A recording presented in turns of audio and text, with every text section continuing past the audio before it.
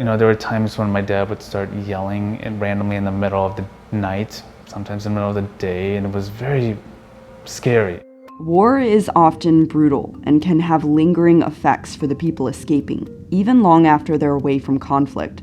Those effects can take a toll on the kids of former refugees. And I would hear my dad having nightmares in the middle of the night when I would come downstairs getting a midnight snack or drinking water, and I was afraid to wake him up. Both of Randy Kim's parents escaped from conflict and eventually came to the U.S. as refugees during the Vietnam War and the Khmer Rouge in Cambodia. The conflicts in former Indochina, which included Vietnam, Cambodia, and Laos, forced 3 million people to become refugees. My upbringing and the fact that I was born because of my parents' suffering, it's a very complicated process that I still continue to try to work towards. It's like, you know, if none of this happened, I wouldn't be here. Kim's dad is Cambodian and is now separated from the family.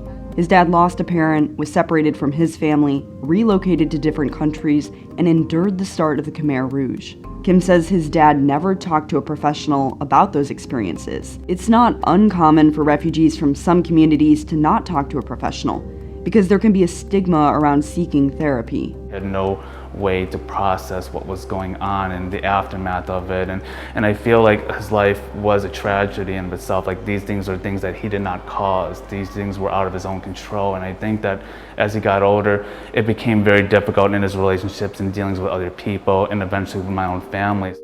Kim's mom, Hoa Nguyen, is Vietnamese. What was your first feeling when you saw the U.S.? We so scared.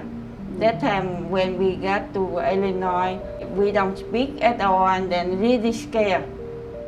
Yeah, the first birthday. Kim grew up not knowing much about his parents' stories. I tried to tell him about, my kids have to look the way they live, and then they have to work hard, anything like me.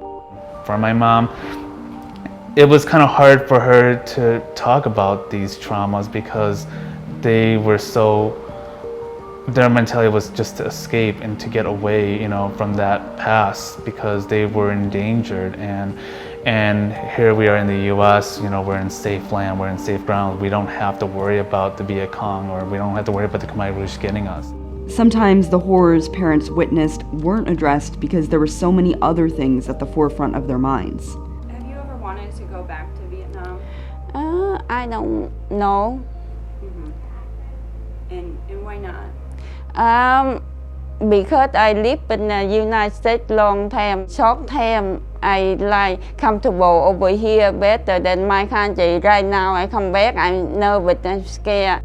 There was a lot of that pressure growing up to make sure that my brothers and I and people of my generation are not having to go through what their parents went through.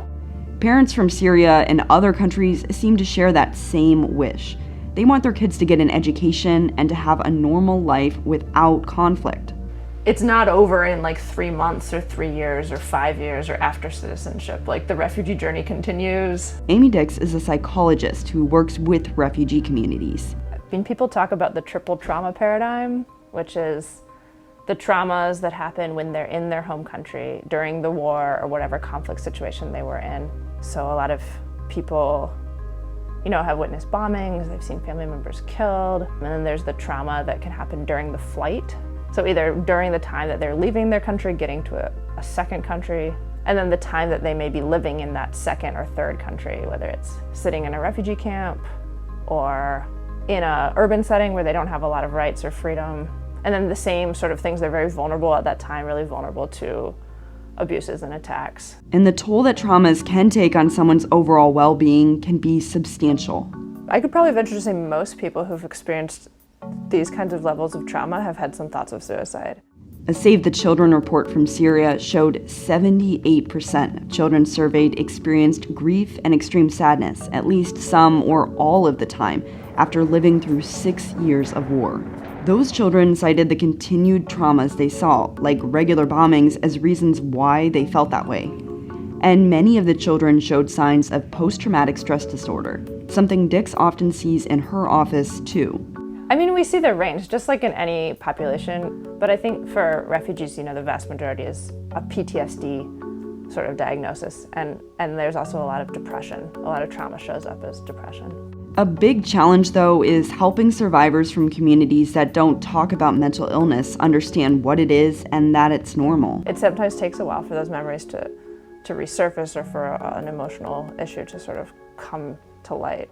Like sometimes I think about I'm scared too, but I'm okay. But my father maybe, my husband maybe right now he so scared anything he thought they kill him or something, he's scared. He talks like that, or that's like nightmares he has? No, but anything when you talk to him, he don't even trust you. He said, no, not that way. Trust is a common problem psychologists face when treating certain refugee communities. When you're trying to engage somebody who isn't comfortable talking about mental health, we just don't use the word mental health.